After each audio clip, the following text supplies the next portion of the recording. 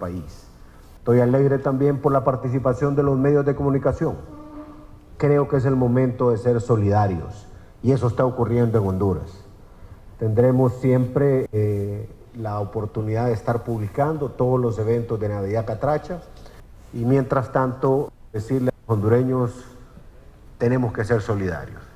Vamos a continuar escuchando al presidente de la República. Para no dar algo, para no necesitar también algo, ni alguien tan pobre para no poder desprenderse de algo, por lo menos darle un abrazo a alguien y compartir también con ellos. Estos días de Navidad también yo tendré una agenda apegada a poder tener la oportunidad de estar más de cerca con una serie de grupos y amigos de muchos compatriotas que también me han invitado a poder compartir con ellos y también hablar de cómo nos va, cómo esperamos el próximo año. Así es de que sigamos con ese espíritu navideño, con ese espíritu de solidaridad. Quiero aprovechar que el Congreso Nacional está reunido para poder expresar un mensaje a todos los diputados y al pueblo hondureño en general, porque ya lo hice con el presidente Mauricio Oliva. El Código Tributario lo construimos con tres sectores principalmente: el sector social de la economía, pequeños empresarios, cooperativistas, microempresarios, y también la gran empresa aglutinada en el COEP y desde luego el sector gobierno, entre otros sectores como los de las ONGs que participaron. Uno de los temas que surgió después fue el tema de lo que siempre se hace cuando se aprueba un instrumento como el Código Tributario de hoy. Algo que pudiera pasar del anterior sistema al nuevo, y se le llamó una especie de amnistía o de interfase de un código actual a lo que puede ser el nuevo. Pero me preocupa mucho tener información que ayer se hizo público de parte de una diputada de la oposición, un proyecto de amnistía que, de acuerdo a nuestro equipo, con los alcances que se le quiere dar, podría evitarse que se pueda recaudar alrededor de los 12.000 millones de lempiras. Eso no es posible manejarlo. Y me preocupa mucho, porque yo sé que tenemos a muchos empresarios que sí han venido ordenándose y pagando, y otros que no. Esto no puede ser borrón y cuenta nueva. Esto no puede ser un cheque en blanco. Por mucho interés que tengan algunos congresistas de que este sea una interfase, que sea un espacio para el nuevo Código Tributario y que sirva para poner las cosas en orden a los anteriores, tampoco puede ser impunidad esto. Y me preocupa también porque estamos hablando de que ya presentaron la eliminación del 1.5 que tiene que ver, como se elaboró de inicio, con la intención que sirva como un instrumento antievasión. Y si eso ocurre, me parece que se está haciendo una enorme presión para que el Estado no recaude lo que debería y se nos puede caer todo el programa económico. Yo creo que si son amigos de los empresarios hay que hacerlo bien, pero no en detrimento del resto de los hondureños, no en detrimento del empresario que sí ha pagado sus impuestos. Hablé con el presidente del Congreso y le dije que le estaba enviando nuestra opinión con respecto a esa interfase, que creo que bajo los parámetros de prudencia, bajo los parámetros de que no sea excesivo en uno u otro sentido y que permita ordenar el tránsito de un viejo código a uno nuevo, pues podríamos estar de acuerdo. Y bajo los parámetros de cómo podríamos estar de acuerdo, lo estamos enviando ahorita a través del ministro Eval Díaz, después de que nuestro equipo económico lo ha revisado. Yo les quiero pedir a los medios de comunicación que le den seguimiento a eso. ¿De dónde vino? ¿Qué conexiones tiene? ¿Cuál es la intención? Puede ser muy sana, pero si al final estamos hablando, como dicen los técnicos, de 12.000 millones de lempiras, es algo que no podemos soportar. ¿Y qué le vamos a decir al empresario pequeño, mediano o grande que sí está pagando sus impuestos? Y que al otro entonces se le va a premiar porque no pagó y que se le va a decir que ya no vuelva a pagar. No me parece que sea justo. Entonces lo dejo como reflexión y le pido al Congreso que actuemos en consonancia con lo que sean los grandes intereses del país. Repito, estoy de acuerdo en que debe haber una interfaz. Por otro lado, quiero nuevamente agradecer a los sectores de sociedad civil, al sector privado representado en la Cámara de la Industria de la Construcción y el Colegio de Ingenieros y al equipo de INSEP de parte del gobierno por ese logro del premio en el foro de la Alianza de Gobierno Abierto. Aquí es un premio para todos los hondureños. En este mismo salón, el siguiente día que tomé posesión, firmé con Transparencia Internacional una serie de compromisos. Y decía en aquel momento la presidenta de Transparencia Internacional: no es fácil dar los pasos que el gobierno de Honduras está dando. Lo hicimos porque estábamos convencidos de que Honduras tenía que cambiar, volverse más transparente, porque esa es una especie de vacuna contra la corrupción y la impunidad. Pero también en este mismo jalón firmamos la iniciativa COST, con la idea de que los contratos de obra pública, de servicios públicos, fueran concebidos, llevados a cabo en licitación y después ejecutados con la participación de los ciudadanos. Y aparejado a eso, también tomamos otra decisión: que las licitaciones se hagan en las plazas públicas, con la presencia de ustedes, los medios de los departamentos, y también viendo ahí la presencia de los líderes comunitarios, para que esto sea parte del ADN de la cultura de los hondureños. Y eso nos ha dado un premio hoy, que es un premio para todos los hondureños. Pero agradezco a los líderes de sociedad civil por su participación, por su tenacidad, a los líderes del sector privado también, a los ingenieros, a las constructoras, a los supervisores, a los consultores, porque eso es bueno para Honduras. Y ahora se cumplió lo que dijimos en aquel momento que suscribíamos ese acuerdo y ustedes estaban presentes aquí. Les decía en aquel entonces: con esta decisión vamos a lograr que el dinero que usemos en obra pública rinda más y hagamos obras de más calidad. Pero también Honduras va a trascender como un país diferente en el mundo. Y hemos trascendido. Estamos dentro de los primeros premios mundiales de la iniciativa de gobierno abierto a través de la iniciativa COST. Y como bien lo decía el presidente de COST Internacional, Honduras es ejemplo ahora en esa parte de transparencia. Por otro lado, pues bueno, quiero también referirme a la decisión del Tribunal Supremo Electoral. El Tribunal Supremo Electoral hoy ha tomado una decisión, a mi criterio, amparada en lo que ya la Corte Suprema de Justicia había decidido, y también ya existía un antecedente del mismo Tribunal Supremo Electoral con respecto a la parte genérica de que hoy sirve de sustento para la decisión de la inscripción de mi candidatura solicitada por 2 movimientos del Partido Nacional. Me parece que es bueno destacar que la institucionalidad hondureña coincide en cuanto a esta decisión, y es una decisión que respeta los derechos fundamentales de todos los electores en la medida que pueden decidir votar a favor o en contra de alguien que ya fue presidente. ¿Cómo lo hacen? A favor o en contra de alguien que ya fue alcalde o diputado. Pero también el derecho de quienes ya estuvimos en el cargo de presidente. Y creo que en términos prácticos tiene un gran peso. ¿A qué me refiero? Si un presidente, alcalde o diputado han sido malos, con mucha más razón el pueblo hondureño va a tener el argumento de peso para ir y votar en contra.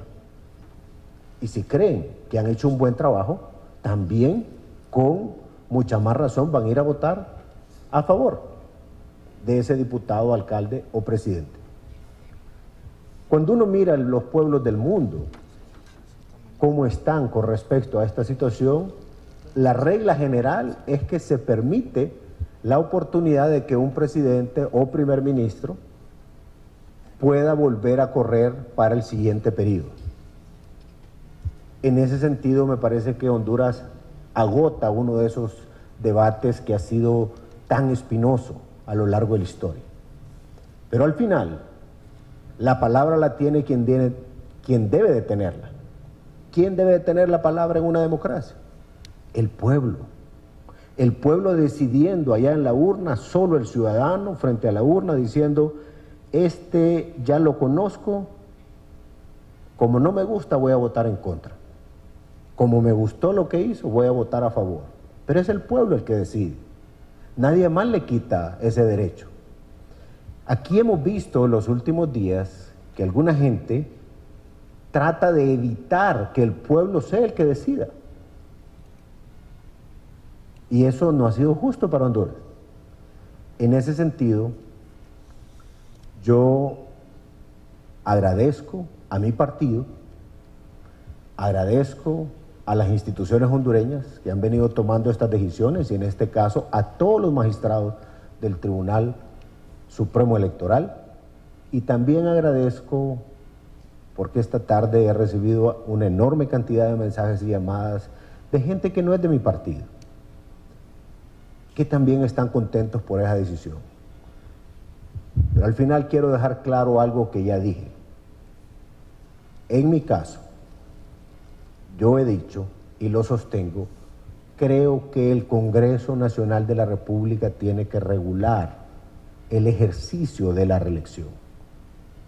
Creo que lo que ya se ha evidenciado en el mundo, cuando son sistemas presidencialistas, que así le llaman en la teoría a este sistema nuestro, la regla general más aceptada es por un solo periodo más. Y es lo que yo he dicho y sostengo.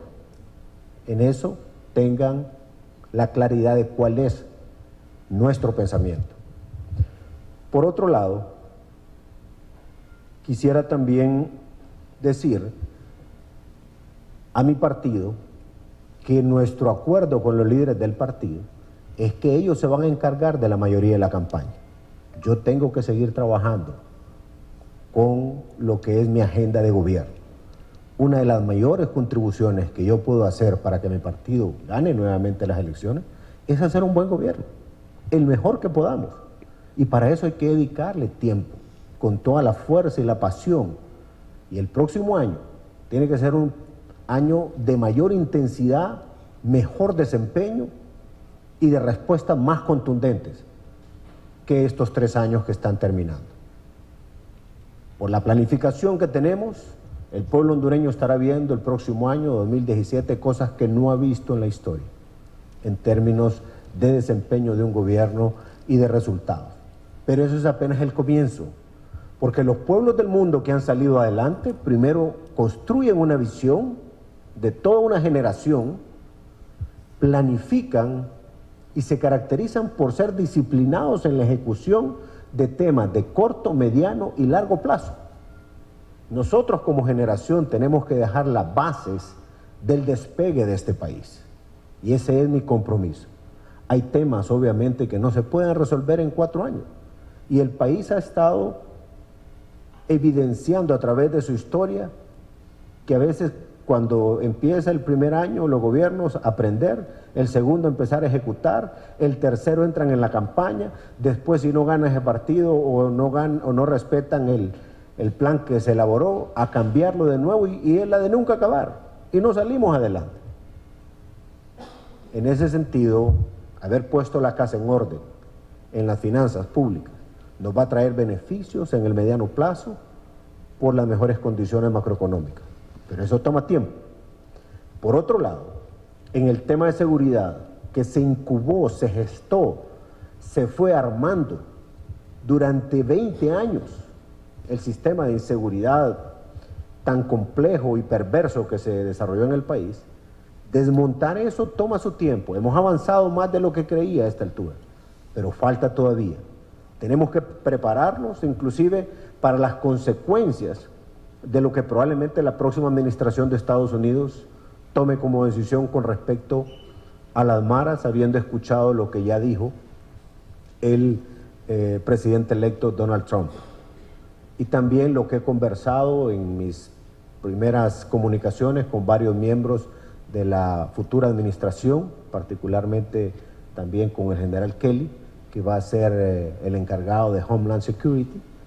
Cruzamos algunas palabras, próximamente estaremos hablando en mayor detalle, pero vamos a necesitar también complementarnos con respecto a esas nuevas políticas.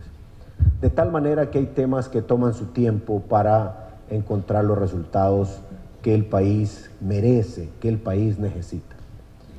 Así es de que nuevamente reiterarle al Tribunal Supremo Electoral nuestro reconocimiento por haberse apegado a lo que la institución del Poder Judicial, a través de la Sala de lo Constitucional, ya había manifestado en 2 cortes diferentes y que ahora se produce esta decisión como consecuencia de lo que ocurrió en la Corte Suprema de Justicia. Así es de que es lo que yo les tenía que decir hoy. Entiendo que ustedes tendrán algunas preguntas y si no tienen, me retiro. Bueno, presidente, con su venia vamos a dar inicio a la ronda de preguntas y respuestas. En efecto, los periodistas tienen varias preguntas que plantearles. A plantearle en este caso, inicialmente con el periodista Abraham Ardón de HRN. Presidente, buenas tardes. ¿Cuál es...? Mira, necesito hacer mi pregunta, es la tercera, tienen que esperar, es la tercera. Las presiones hacia el código tributario de esos sectores. Standard & Poor's, Moody's ha hecho evaluaciones en Honduras de los ingresos fiscales y las finanzas estatales y están muy bien valoradas, muy bien evaluadas. ¿En qué va a afectar esa medida, esa presión que hay contra el código tributario y contra las medidas que pretenden disminuir los ingresos en el país? Por otro lado, presidente, la oposición ya anunció que va a la Corte en amparo después de que el tribunal lo ha inscrito como candidato de 2 movimientos internos de su partido nacional, y también ha anunciado que si no hay resolución en la Corte y no les favorece, van a una instancia internacional. ¿Qué opina de todo esto? Lo que me preocupa, Abraham, de la aprobación del Código Tributario es haber escuchado el día de ayer a una diputada de la oposición que iba a presentar una iniciativa para una amnistía. Y en los parámetros que recogió mi equipo sobre esa propuesta y haciendo la evaluación, el impacto, de acuerdo al equipo de la DEI, o lo que antes era la DEI, puede andar por el orden de los 12.000 millones de lempiras. Muchos de los miembros del equipo dicen, bueno, eso inclusive casi es impunidad. Y también miramos injusto en la medida de que unos empresarios han venido pagando y a otros entonces se les va a perdonar lo que otros ya pagaron. Una cosa son los recargos, son las multas, otro tipo de consideraciones y además impuestos como el impuesto sobre venta, que si yo voy a comprar algo, lo pago, o usted, Abraham Ardón, compra, póngale, va a comer y paga ese impuesto.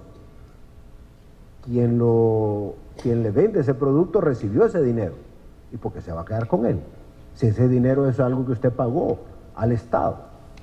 Por eso estamos mandando nuevamente nosotros hoy un esbozo de lo que consideramos prudente que sea esta amnistía o interfase, es decir, un mecanismo de paso del actual Código Tributario a uno nuevo. Pero también resulta